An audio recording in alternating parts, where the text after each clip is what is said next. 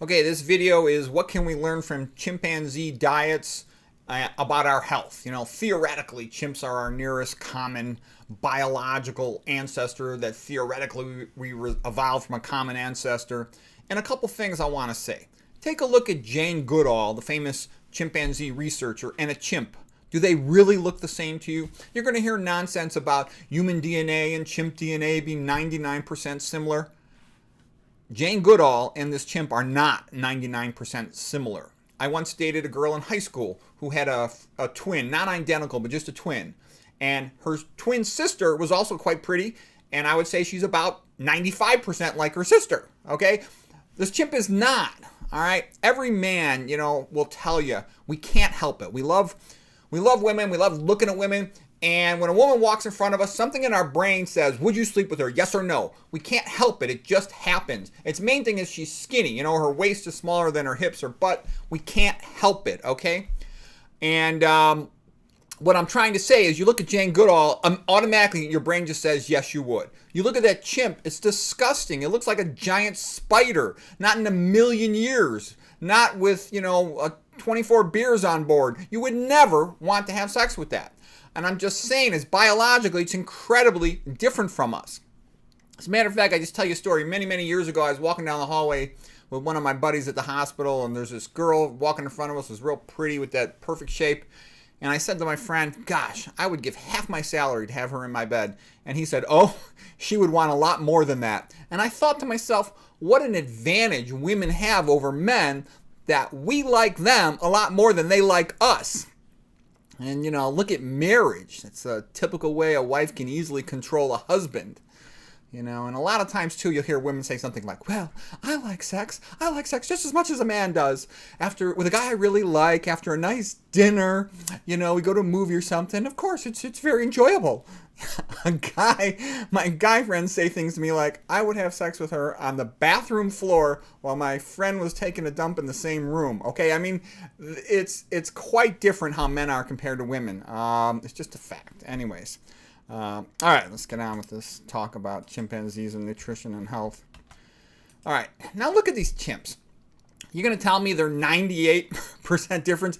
It's all a question of how you analyze the DNA. You can throw out all the non-protein coding DNA, and you could not include, duplications and all kinds of other things. There's lots of things you can do to make them seem much more similar or much more different, okay? Look at these chimps, okay? They walk on their hands. They're knuckle walkers. Their hand is quite flat compared to ours. They're sort of a little bit designed for climbing around in trees. Look how small their forehead is and the way their jaw juts out because they have small frontal lobes. Compared to humans, chimps are stupid. Their brain is less than 1/3 the size of ours. It's about 28% the size of our brain. They can't count. They don't have any significant language. Chimps are stupid and they're incredibly violent. Even though they're a lot smaller than us, they're about 4 times as strong as us. A chimp could rip the crap out of a human. Look at their butts. Our butts don't look like that. They're hairy everywhere. How long their forearms are. The more you look at it, they're not just different in one spot. They're different in tons of spots. Okay, when I was in high school, there was this Italian girl who had kind of hairy forearms, but she was still cute. And so what I'm trying to say is we are so different than chimps, it's not even funny. There's sort of this movement afoot to try to make people think they're no different than chimps, and it's not true. We're incredibly different than chimps. And the 3 chimps here on a log reminds me of hear no evil, see no evil, speak no evil. But their pelvis structure is different, their bones are different, their feet are different. They're different in every way. So many ways it's not even funny. So don't believe all this stuff you hear about evolution. Most of this evolutionary stuff that's taught to kids in schools is not true. You'd be amazed at how much scientists lie about the biology for the origin of life, for the origin of complexity. And by the way, evolutionary biology has nothing to do with the origin of life. The origin of life is abiogenesis. How is life created from non-life? That's one giant subject over here. Evolution is how does life develop variety from life. It's life from life rather than non-life to life. They're 2 totally different subjects. And then here is sort of the foundational biblical view concept of human life. that humans are created in the image of God. And this is the most important painting of all the paintings in the history of the world.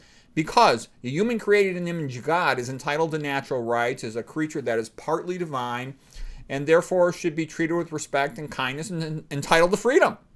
If a human is just a talking monkey, then, where you put monkeys in a cage. They have no intrinsic rights. Okay, we got to get to the diet here. This is sort of just the build-up, the exciting intro. Okay, now, what do chimps eat?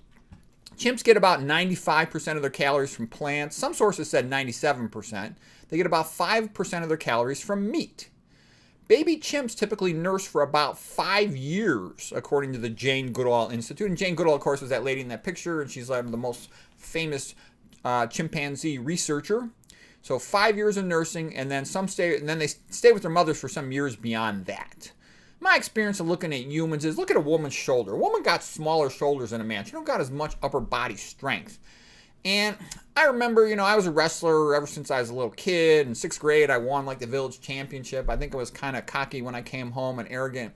And I pissed off my mother, okay? She picked me up and she threw me on the bed. And I'm like, wow, my mom could kick my ass. So when I was in 6th grade, I was a pretty strong kid and my mom could kick my butt. Okay, but I weighed about 110 in 7th grade, and I got a lot bigger from 6th grade to 7th grade, and there was like no way in a million years my mom could kick my butt when I was in 7th grade. And the reason I say that is, that's pretty typical for a woman is strong enough to control her sons until they hit puberty. When they hit puberty, in hunter-gatherer society, the boys go with their fathers, and they go learn how to hunt, they go learn how to do all the other things that the men in that community do. All right, so, why wouldn't a woman have bigger shoulders? I think it's because everyone was always worried about starving to death. And so what would be the point in her having big shoulders if she didn't need to have them, and to put her at increased risk to starve to death and increased risk that she would not be able to deliver enough nutrients to the baby? In a hunter-gatherer society, in ancestral societies like that, when a woman has her first period, she's pregnant by the end of the year, and then she'll spend the rest of her life either pregnant or nursing. Like the Bantus, for example, the woman will nurse for typically, 3-4 years. That's pretty routine. She stops nursing, has a period, she's pregnant again. So, our society's actually bizarre. It's a modern thing, that women want to delay their babies until they're in their 30s after they've completed their education and established themselves at their job. And, sadly, a lot of them end up not being able to have a baby. The more educated a woman is, the less likely she is to ever have a baby.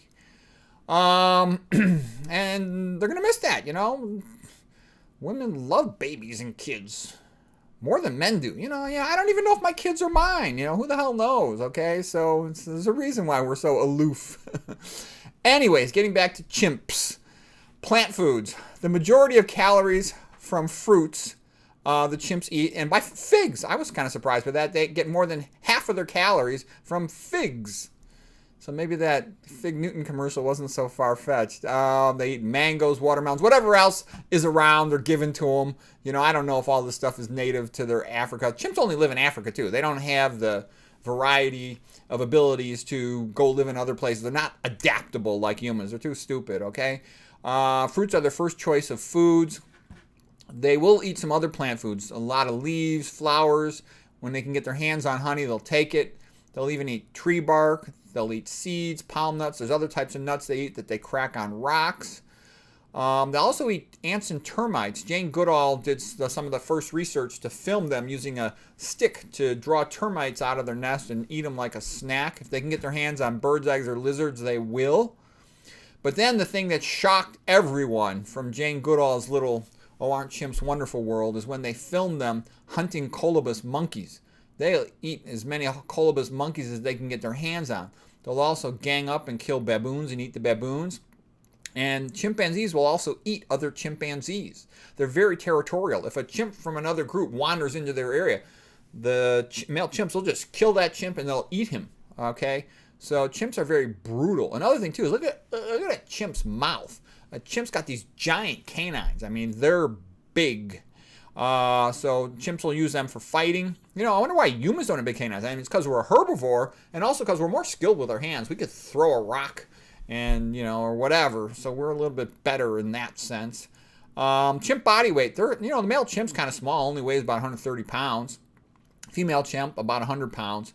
But they're much stronger. They literally have been described as being 4 times stronger than humans. They kick humans' asses. So there's multiple different explanations for that. They're kind of designed for swinging around in the trees. We're not. I mean, we can do it a little bit, but Tarzan was sort of a movie. We can't do it like a chimp does. Chimps live, at least half as long as we do, and really a little more than half, about 2/3 as long as we do. Like I said, they're really territorial, super territorial, and they're super violent, which is kind of a scary thing. If we're really related to chimps as much as some people claim we are, that's not encouraging. Okay, it's one of the reasons why you want to emphasize our difference from chimps rather than our similarities. Here's a quote from the Bible, Genesis 4:9. Then the Lord said to Cain, "Where is your brother Abel?" "I don't know," Cain answered. "Am I my brother's keeper?" And my advice would be, we better learn to be each other's keeper and help each other. Otherwise, we're in trouble. You don't want to live like chimps. They're just brutal. Study like baboon behavior too. They're just awful and brutal, okay? They really are primitive, violent, stupid animals, all right? Let's see. African leopards, they only weigh about 200 pounds, these African leopards, but man, they're great at climbing trees, and they'll hunt a chimpanzee. I'd be scared of a chimpanzee. African rock python constrictor, 20 feet long, weighs about 120 pounds. They can swallow a chimp, so they constrict around it, and they can swallow it if they catch a chimp by itself. The chimp's brain, like I said, is about less than 1/3 of ours, 28% of ours. Our brain's over around 3 pounds. Chimp brain's less than 1 pound. We got the big frontal lobes, the big forehead. Our forehead juts out compared to their smushed, flat foreheads. We're all considered great apes, the chimps, the bonobos, the orangutans, and humans, because we don't have tails. There's lots of difference between us and chimps. Probably the biggest one is we've got speech and language. Chimps can't even count. They're not interested when you try to teach them sign language. They haven't progressed, in recorded history. They're very violent and stupid compared to humans, and there's plenty of stupid, violent humans. Why are humans so much smarter? I mean, we're not just kind of smarter. We're way, way, way smarter. Even stupid humans are way smarter than chimps. Average IQ of a human is about 100. You can't even get a chimp to take an IQ test. And there's tons of difference. There's like 210 million. There's tons of differences in our DNA compared to theirs. The way it's counted is just to BS people. Let's see, whatever. Some evolutionary sites will say that we had a common ancestor with chimps 6 to 12 million years ago, that bonobos and chimps are diverged from a common ancestor about 2 million years ago. If humans evolved from chimps, they have 0 natural rights. That's a big deal. Humans are then just talking apes and basically are the farm animals owned by their ruler. If they were created, like I said, then they deserve natural rights. These are some references there. I got one more slide here. So there's a lot of what I would call dehumanization going around lately, more so than ever. First of all, like we talked about, the claim that humans evolved from monkeys. That's dehumanizing, to say that we're nothing different than a monkey that talks. By the way, if you want to learn about evolution, and here's some real experts. These are brilliant guys who, devoted their adult educations largely to studying things relevant to evolution and origin of life. James Tour is the best guide to learn about the origin of life. All these origin of life researchers, like in evolutionary biology departments of biochemistry, but they're a bunch of liars. I'm telling you, he just picks them apart. I say that, I majored in evolutionary biology. I became disenchanted with evolutionary biology when I was at Stanford, because what I saw was my fellow students, when I was in the senior elective classes, they sort of hated people. For example, whenever there was a discrepancy between the farmer and some environmentalist, they always wanted to take away the farmer's land. And I'm like, you know what? This guy's growing food for people. I know a lot of farmers. When I was young, it's a long story, but I had a lot of knowing of farmers. I like farmers. Okay, they're making food for us. Okay, they work their butts off. That's a very valuable thing. Whereas I saw this absolute contempt. I was around some pretty high-ranking environmentalists when I was a young evolutionary biologist before deciding to go to med school. And I can assure you, they really hated people. and they wanted nothing more than to get all the people off all this land and save it for the animals. There was a nature conservancy business. So I just tell you that they have a strong, they're not impartial scientists. They have a strong bias motive to get humans off land and give it to animals. All right. And so James Tour, he just kicks the crap out of them. He's so much smarter than them. He has such a better understanding of chemistry that he catches all their lies. And I've been amazed at how many lies there are in evolutionary biology. I was an A+ student at Stanford in evolutionary biology. I know a lot about it. I've read about 50 books related to the subject since, my old college days. So anyways, James Tour is the guy to go to for origin of life stuff. Eric Metaxas is more of a humanities type guy, but he's a very good writer, very bright guy. He wrote the book Is Atheism Dead? That's a good book. Stephen Meyer wrote the book Return to the God Hypothesis. Brilliant engineering guy. Michael B. He's another molecular biology biochemist guy. He's great on the subjects of evolution and what really happens with it. Same with Douglas X. He's a protein synthesis expert. So anyways, if you're interested in those subjects, those are a couple of experts. They've all got videos online. You can watch them. All right, now getting back to the DNA. Like I said, there's a lot of ways to count DNA. Humans have about 3.3 billion base pairs. And depending on, duplications and how much regulatory DNA you count, there's a lot of ways to decide how much overlap we have with chimps and other animals. And it's probably about 15% difference between human and chimp DNA, which is similar to us difference with other animals. When God designed everything, he used a similar template for a lot of things. Okay, you are not created in the, if we're not created in the image of God, you don't get natural rights. Yes, your only rights are what your owner gives you. And that's a lot of things too. You hear people say, oh, I think slavery is bad. But then they'll agree with everything necessary to make slavery happen. Well, that's just ignorant. And unfortunately, most people are pretty ignorant on these subjects. Your only right to life is what's granted by your owner, because you're just like a farm animal. You're like livestock, okay? Look what a farmer does with livestock, okay?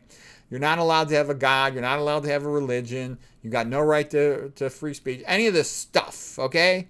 No right to privacy, et cetera, et cetera. So anyways, be aware of that. Don't fall for these dehumanization things, because they're not going to make your life or your descendants' life any better.